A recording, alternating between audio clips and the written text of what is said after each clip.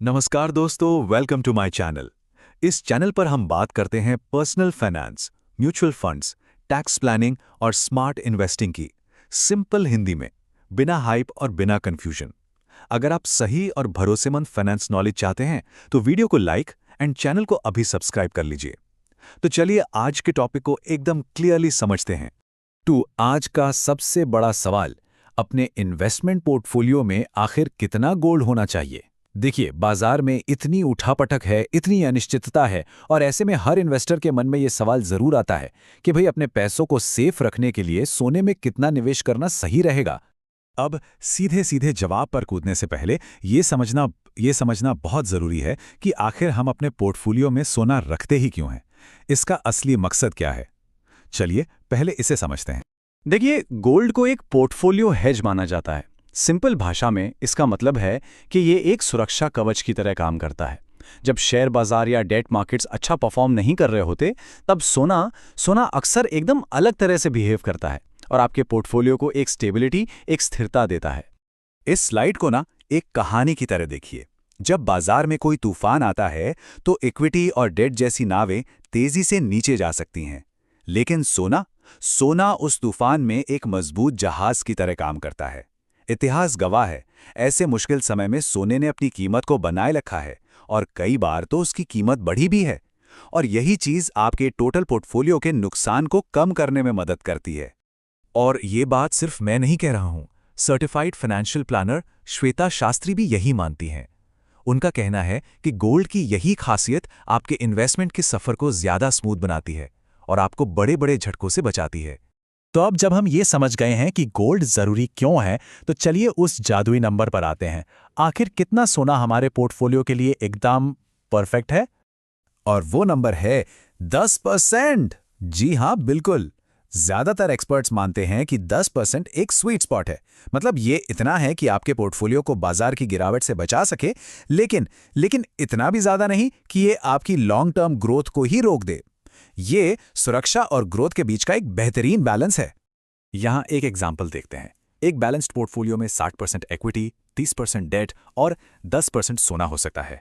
अब हाँ, ये इक्विटी और डेट का जो रेशियो है वो आपकी रिस्क लेने की क्षमता के हिसाब से बदल सकता है।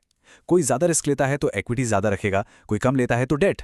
लेकिन सोने के लिए ये 10% का नियम ज्यादातर इन्वेस्टर्स के लिए बना रहता है। अब आपके मन में एक और सवाल आ रहा होगा कि अगर सोना इतना ही सेफ है तो सिर्फ 10% ही क्यों? हम 20, 30 या 40% क्यों ना इन्वेस्ट कर दें? क्या ज्यादा सोना रखना एक गलती हो सकती है? इसका जवाब ना इस स्लाइड में छिपा है। देखिए, लॉन्ग टर्म में जो असली वेल्थ बनती है, यानी असली दौलत, वो इक्विटी जैसे ग्रोथ एसेट से बनती है। सोना आपको स्थिरता देता है, सुरक्षा देता है, इसमें कोई शक नहीं। लेकिन ये इक्विटी की तरह तेजी से ग्रो नहीं करता। अगर आप सोने में बहुत ज्यादा पैसा लगा देंगे तो आप कंपाउंडिंग की पावर का पूरा फायदा उठाने से चूक जाएंगे। और यही सबसे जरूरी बात है। 10% से ज्यादा सोना रखने पर आपको जो एक्स्ट्रा सेफ्टी मिलती है ना, वो बहुत ज्यादा नहीं होती, लेकिन आपके लॉन्ग टर्म रिटर्न पर इसका असर काफी ज्यादा पड़ सकता है। इसे डिमिनिशिंग रिटर्न्स भी कहते हैं। मतलब एक पॉइंट के बाद फायदा कम और नुकसान ज्यादा होने लगता है। चलिए अब कुछ और एक्सपर्ट्स की भी राय जान लेते हैं ताकि हमें एक पूरा 360 डिग्री व्यू मिल सके। तो देखिए, श्वेता शास्त्री तो मानती हैं कि 10% एक बैलेंस्ड एलोकेशन है जो आपको पैनिक में आके बेचने से रोकता है। वहीं कोटक म्यूचुअल फंड के सतीश डोंडापति का नजरिया थोड़ा सा अलग है। वो गोल्ड और सिल्वर दोनों को मिलाकर 15 से 20% तक का सुझाव देते हैं। अब सिल्वर क्यों? क्योंकि ये भी एक कीमती धातु है, लेकिन सोने से ज्यादा वॉलेटाइल है। मतलब इसकी कीमत में उतार चढ़ाव ज्यादा होता है। तो ये एक अलग तरह का डाइवर्सिफायर बन जाता है। पर वो दो बहुत जरूरी बातें भी कहते हैं। पहली, लंबी अवधि का नजरिया रखें, और दूसरी, एक साथ सारा पैसा न लगाएं, बल्कि धीरे धीरे किश्तों में, जिसे हम एसआईपी कहते हैं, वैसे निवेश करें। ठीक है, तो हमने काफी कुछ समझ लिया।